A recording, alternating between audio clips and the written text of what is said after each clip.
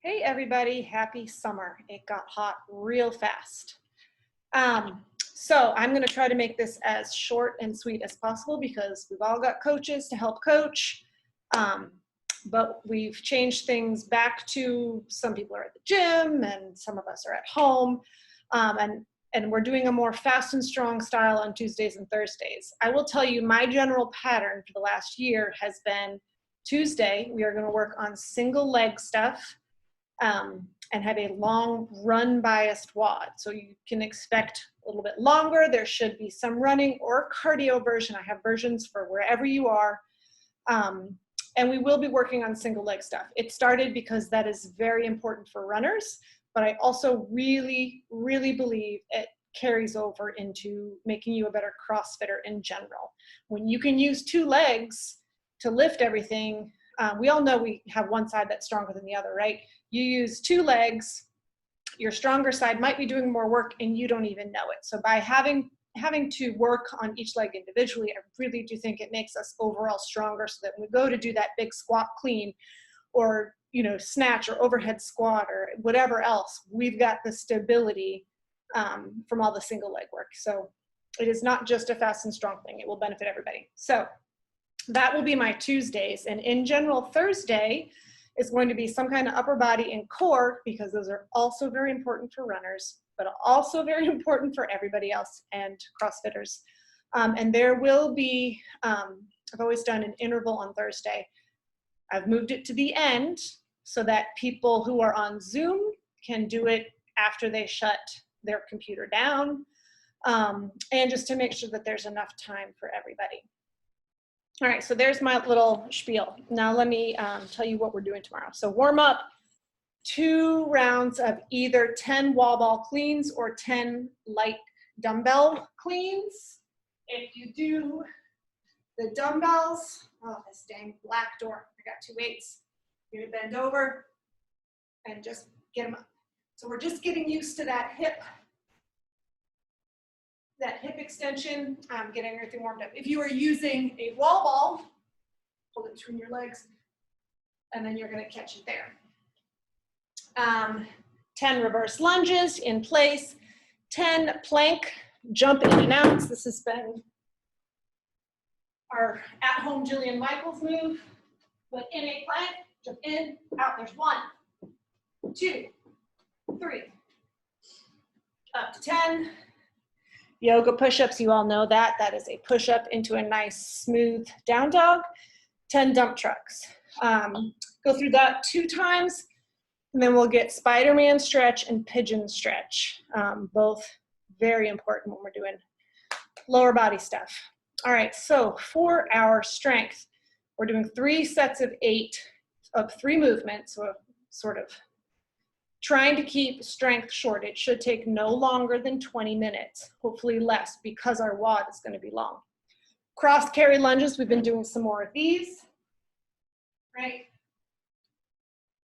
1 weight up here, and you can't see 1 weight's down at my side. And I'm ideally going to walk forward 8 steps and then switch which arm is up top. So if this one was up before, then I would do 8 this way, and that would be finishing my 16. However, we're practicing gym distancing, or you are in your garage or your little basement. Step back, drive up through that front heel, and then alternate. Okay? And then we're gonna do 3 sets of 8 per side, lateral goblet step-ups. Goblet. So, I don't really trust myself on this ottoman, but you're going to hold your heavy kettlebell or dumbbell or whatever it is here, and leg is off to the side. I don't have any shoes or socks on, so bear with me. And you're going to have to hinge over, get all of that weight on that foot. I'm really afraid of this thing falling, and then drive up. What I do not want to see, and what I see, I can't get this right more often than not, is this. You see that, right? I see this a lot.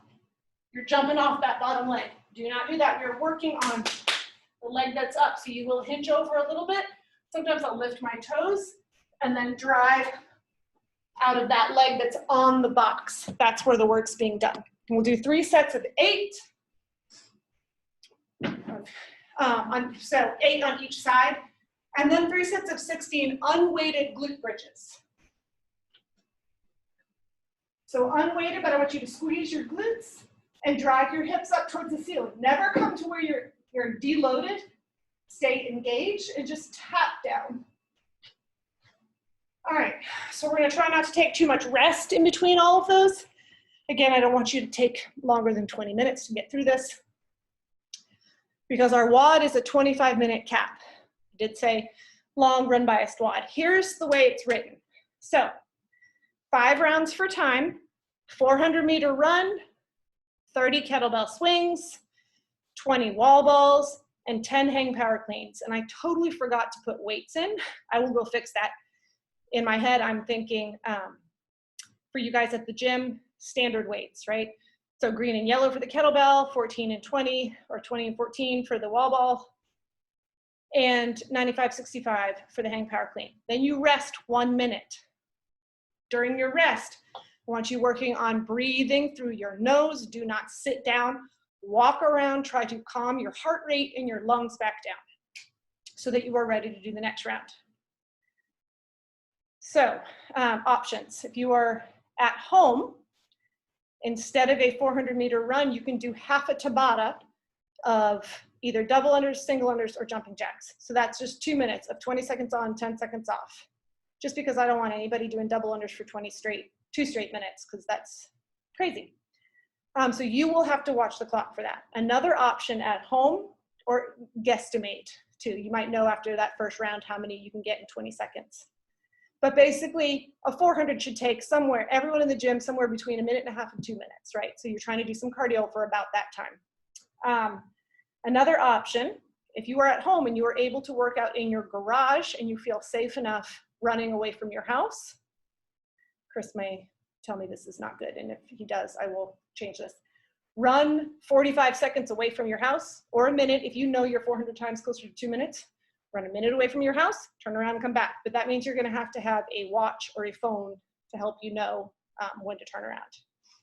If you're in the gym or if you have a rower, there's always the option to row for 500. Bike, it would be 1,000.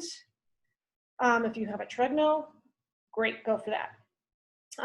Wall balls, we at home do not have wall balls. So what I want is 20, instead of 20 wall balls, it would be 20 light thrusters. And I am talking light. Ideally, the weight, women, if you have a 15-pound dumbbell or two 10s, guys, if you have a 20 or 25, you want to do 1, even an empty barbell, and you could cut the number down.